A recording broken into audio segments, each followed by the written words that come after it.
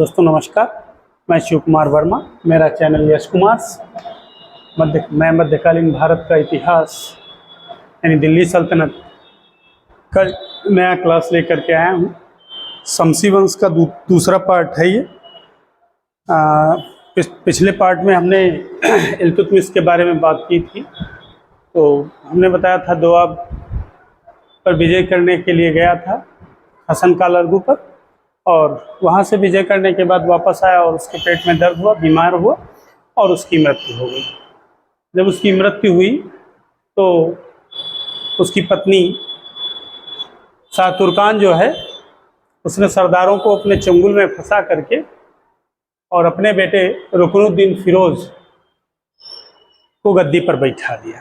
तो रुकनुद्दीन फिरोज की चर्चा करने से पहले हम आपसे रिक्वेस्ट करना चाहेंगे कि आप हमारे चैनल को लाइक करें, सब्सक्राइब करें और ज़्यादा से ज़्यादा शेयर करें ताकि आम आदमी तक वीडियो पहुंच सके। तो रुकनुद्दीन फिरोज जब इसकी माँ शाह तुर्कान ने इसे गद्दी पर बैठाया तो इसकी माँ शाह तुर्कान एक दासी की पुत्री थी जिससे इल्तुतमिश ने विवाह किया था, और वो बड़ी चालबाज टाइप की थी।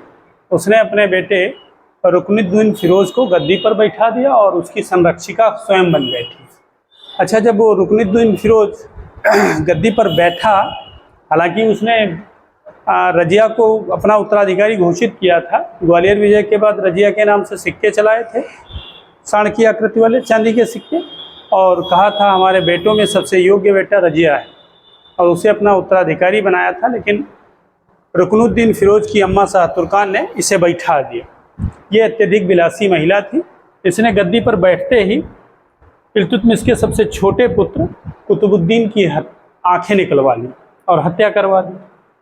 इससे पूरा जितना भी प्रांतपति थे, जितने भी तुर्क सरदार थे, वो नाराज हो गए। रजिया खुद सदमे में आ गई, और इसका एक बेटा जो अवध का इक़्तिदार था गियासुद्दीन, उसने दिल्ली को आने वाले सारे खजाने को रोक लिया और सरदारों के साथ मिल करके, वो चाहे मुल्तान का इक़्तिदार कबीर खां अयाज हो, चाहे बदायूं का इक़्तिदार मोहम्मद सलारी हो, लाहौर का इक़्तिदार अलाउद्दीन जानी, हासी के सैफुद्दीन कूची, इन सब के साथ मिल करके उसने बगावत कर दी। जब बगावत कर दी, इस बगावत का नेता था वजीर निजामुल मुल्क जुनैदी। उसी के नेतृत्व में बगावत हुई थी, वजीर निजामुल मुल्क जुनैदी के नेतृत्व में। तो बगावत हुई, और इस बगावत का परिणाम ये हुआ कि रुकनुद्दीन फिरोज कोहराम के संग्राम में मारा गया। 1236 में ही वो मार दिया गया, ठीक, कोहराम के युद्ध में, और इस तरीके से उसकी सत्ता खत्म हुई। जब रुकनुद्दीन फिरोज मारा गया तो रजिया को मौका मिल गया। सब युद्धरत थे। शुक्रवार का दिन था। रजिया लाल कपड़े में आई, लाल कपड़ा पहन करके नमाजियों से गुहार लगाई। उस समय एक नियम था कि जो भी लाल कपड़ा पहन करके नमाजियों से गुहार लगाता था तो उसकी बात मानी जाती, सुनी जाती थी, और नमाजियों ने उसकी बात सुनी और उसे दिल्ली के तख्त पर बैठा दिया। ये बात तुर्क सरदारों को अच्छी नहीं लगी और तुर्क सरदार इसे हटाना चाहते थे, लेकिन उसने नमाजियों के द्वारा गद्दी हासिल की थी, इसलिए उसने दांव फेंकना स्टार्ट किया। कबीर खां अयाज और मोहम्मद सलारी को अपने जाल में फंसा के सारे सरदारों को मात दे दी और दिल्ली की गद्दी पर बैठ गई। दिल्ली की गद्दी पर बैठते ही उसने वजीर मुहावजुद्दीन को बनाया, मुहावजुद्दीन को अपना वजीर नियुक्त किया। इसके अलावा अपने सेना का सेनापति यानी लश्कर ऐबक बहतू को बनाया, लेकिन उसकी मृत्यु हो गई थी, तो इसलिए उसने हसन गोरी को अपना सेनापति नियुक्त किया। अच्छा, सेनापति ये हो गए। उसके बाद अमीर आखूर मलिक याकूत को बनाया, जो घोड़ों का रखवाला अस्तबल का प्रमुख था। अमीर आखूर मलिक याकूत, वो अबिसिनियाई हबसी था। वो रजिया के खास सरदारों में था और रजिया को घोड़े पर बैठाने और उतारने का काम करता था। ये सब देख करके तुर्क सरदारों को बहुत बुरा लगा और पंजाब नहीं लाहौर के इक़्तिदार थे कबीर खां एयाज। लाहौर के इक़्तिदार कबीर खां एयाज ने रज़िया का विरोध किया। रज़िया कबीर खां एयाज के विरोध को दबा देती है और अपना काम करने लगती है फिर। लेकिन इसी बीच भटिंडा यानी पंजाब के इक़्तिदार अल्तुनिया ने फिर से विरोध कर दिया। अब की बार विरोध हुआ, विरोध बहुत तगड़ा था। रज़िया सुल्तान अपने खास सरदार जो अबिसिनियाई हबशी था मलिक याकूत, उसके साथ अल्तुनिया के विद्रोह को दबाने के लिए गई, लेकिन मलिक याकूत मारा गया। जब मलिक याकूत मार दिया गया, वो अबिसिनियाई हबशी था, तो ऐसी स्थिति में रज़िया को आत्मसमर्पण करना पड़ा और रज़िया को जेल में डाल दिया गया अल्तुनिया के द्वारा भटिंडा में। अच्छा, रज़िया का तुर्क सरदार विरोध इसलिए करते थे क्योंकि वो कोट पहन के आती थी, काबा पूरा फुल कोट पहनती थी, टोपी लगाती थी, पैंट पहनती थी और घोड़े से चलती थी। ये तुर्क सरदारों को अच्छा नहीं लगता था, इसलिए तुर्क सरदारों की महत्वाकांक्षा का वो शिकार हो गई। रज़िया जब जेल में बंद थी तो उसे अल्तुनिया से प्रेम हो गया और उसने क्या किया, अल्तुनिया से शादी कर ली और शादी करने के बाद उसने नए शासक बहराम शाह पर अटैक कर दिया। लेकिन युद्ध हार गई क्योंकि इसकी सेना में राजपूत थे, अल्तुनिया की सेना में तुर्क सरदार थे, उनमें आपस में मतभेद हो गया और इसकी सेना हार गई। रज़िया और अल्तुनिया भागकर कैथल के जंगलों में चले गए। कैथल के जंगलों में रज़िया की हत्या डाकुओं के द्वारा कर दी गई। इस तरीके से रज़िया की मृत्यु हो गई। रज़िया ने 3 वर्ष 6 माह 6 दिन शासन किया था और उसका शासनकाल बहुत अच्छा रहा। रज़िया एक अच्छी शासिका थी, लेकिन मिन्हाज-उस-सिराज कहते हैं सब योग्यताओं के बाद भी वो सफल नहीं रही क्योंकि वह एक स्त्री थी। ये मिन्हाज-उस-सिराज नासरिया मदरसे के प्रमुख हैं, एक तबकात नासरीन की किताब है मिन्हाज-उस-सिराज की। अच्छा, दूसरी बात, इसामी कहते हैं कि रज़िया को अगर प्रेम ही करना था तो किसी तुर्क सरदार से करती, अबिसिनियाई हबशी से क्यों। असल में मलिक याकूत और रज़िया में प्रेम था, लोग कहते हैं, पता नहीं था कि नहीं था। इसीलिए रज़िया को गद्दी से उतारा गया। लेकिन हमें लगता है जहाँ तक इसका सबसे मुख्य कारण था, नमाजियों ने उसे गद्दी पर बैठाया था और तुर्क सरदार महत्वाकांक्षी थे और उन्हीं की महत्वाकांक्षा का शिकार हो गई रज़िया। एक बार पूछा भी गया है तो रज़िया के पतन का मुख्य कारण तुर्क सरदारों की महत्वाकांक्षा ही माना गया है। तो इस तरीके से रज़िया बेचारी मारी गई और बहराम शाह शासक बन गए। अब बहराम शाह गद्दी पर बैठे। इन्होंने गद्दी पर बैठते ही नायब मुमालिकात का पद सृजित किया और कुतुबुद्दीन ऐबक ने वजीर का पद सृजित किया था और इन्होंने बहराम शाह ने नायब मुमालिकात का पद सृजित किया और ये पद एतगिन को दे दिया। एतगिन इस पद को पाने के बाद बहराम शाह की एक विधवा बहन थी, उससे शादी कर लिए और नौबत वगैरह बजवाने लगे। बहराम शाह को बहुत बुरा लगा, एतगिन की हत्या करा दी उसने। ठीक, फिर उसके बाद इनके वजीर मुहावजुद्दीन थे, वो वजीर बने रहे और बदरुद्दीन शकर रूमी अमीर हाजिब थे, उनको 2 पद मिल गए। एक तो नाइब मुमालिकात का पद मिल गया और दूसरे अमीर हाजिब बने ही रहे। तो अब 2 पद मिल गए, उनका भी दिमाग गड़बड़ा गया।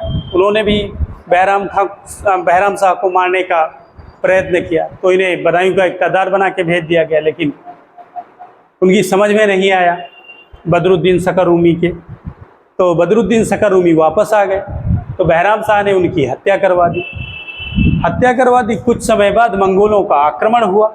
अच्छा, इनका वजीर जो मुहावजुद्दीन था, उसने सोचा कि अभी तक जो लोग मारे गए हैं, यतगिन हो चाहे बदरुद्दीन शकर रूमी हो, ये सब उसकी कैटेगरी सरदार, अच्छे सरदार थे, तुर्क सरदार। तो उसने ये योजना बनाई कि क्यों ना हम सुल्तान को ही मार देते हैं। तो उसने बहराम शाह की हत्या करा दी। बहराम शाह मारा गया। उसके बाद अलाउद्दीन मसूद शाह गद्दी पर बैठा। अलाउद्दीन मसूद शाह जब गद्दी पर बैठे तो इन्होंने कुतुबुद्दीन हसन गोरी को, ये अफ़गान है, नाइब मुमालिकात बनाया। यानी अलाउद्दीन मसूद शाह ने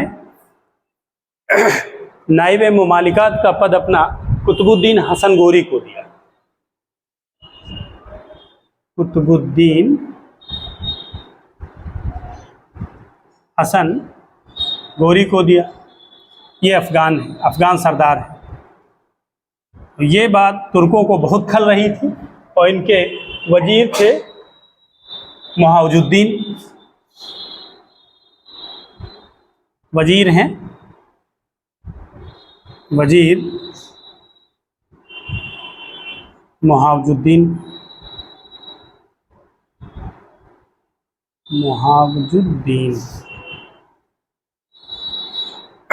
वजीर साहब को ये बात बहुत खल रही थी कि कुतुबुद्दीन हसन गोरी एक अफ़गान है और ये नाइब मुमालिकात कैसे बन गया। यानी ये है नाइब मुमालिकात, नाइब मुमालिक है। तो ऐसी स्थिति में भाई वजीर को खला और मुआवजुद्दीन ने कुतुबुद्दीन हसन गोरी की हत्या करा दी। और इस तरीके से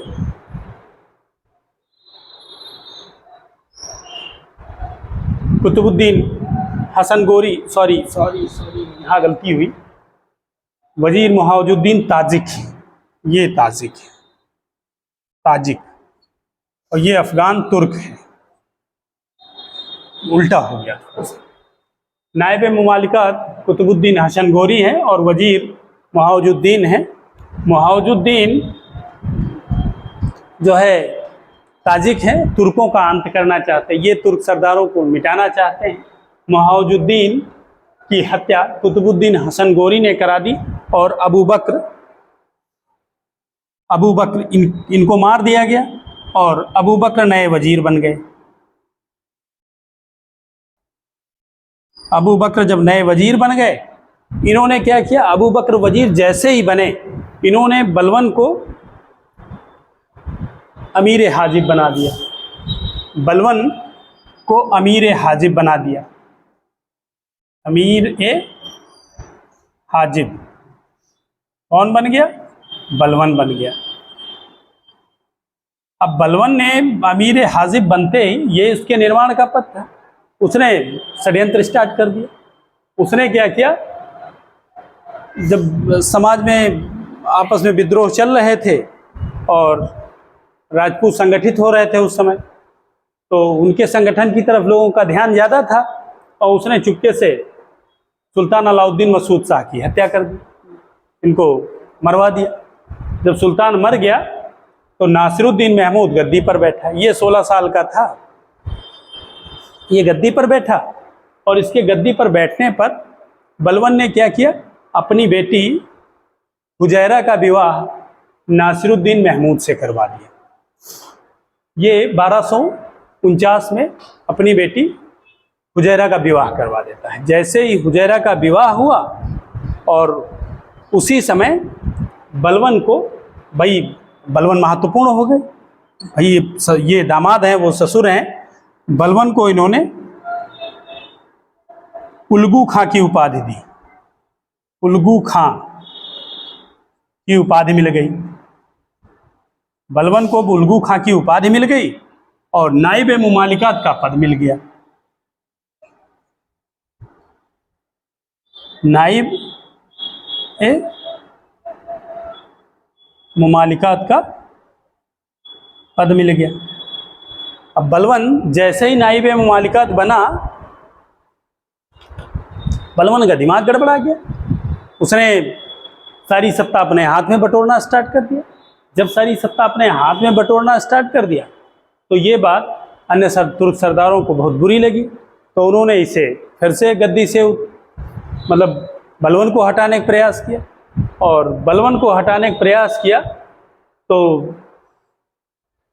बलवन भाई हटा दिया गया। भाई सुल्तान के सामने जब ज़्यादा विरोध होने लगा, सुल्तान ने हटा दिया और रायहान को बलवन के स्थान पे नायब मुमालिकात का पद दे दिया गया।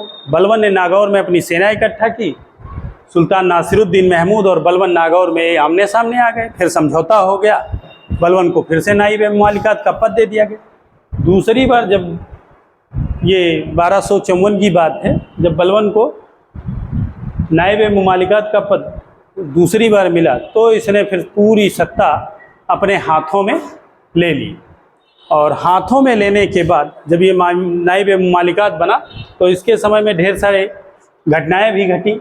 जैसे कड़ामानिकपुर के अरसला खां ने बंगाल पर कब्जा कर लिया, बंगाल को अपने अधीन कर लिया। उसी समय मेवातियों का आतंक बढ़ गया। मेवाती डाकू थे और दिल्ली के जो आसपास बाहरी क्षेत्र थे वहाँ पर महिलाएं पानी भरने आती थी, उनके गहने वो उतरवा लेते थे। इसके अलावा ग्वालियर में सुलक्षण पाल तृतीय थे, उन्होंने अपनी स्वतंत्र सत्ता स्थापित कर ली। ये सब घटनाएं घटी और उधर मंगोलों का भय पहले से ही व्याप्त था और मंगोलों के आक्रमण के समय सारे साम्राज्य के तुर्कों की नज़रें नासिरुद्दीन महमूद के ऊपर थी, क्या फैसला लेंगे। और बलवन की नज़र नासिरुद्दीन महमूद पे थी और इसने विष दे करके नासिरुद्दीन महमूद को मार दिया और स्वयं शासक बन गया। इस तरीके से इल्तुतमिश का शमसी वंश समाप्त हुआ। और अगले क्लास में हम बलवन की चर्चा आपसे करेंगे। तो आप हमारे वीडियो को ज़्यादा से ज़्यादा लाइक करें, शेयर करें, हमारे चैनल को सब्सक्राइब करें और लोगों तक ज़्यादा से ज़्यादा पहुंचाने का प्रयास करें ताकि हमारा जो क्लास है आम आदमी तक पहुंच सके। जय हिंद, जय भारत।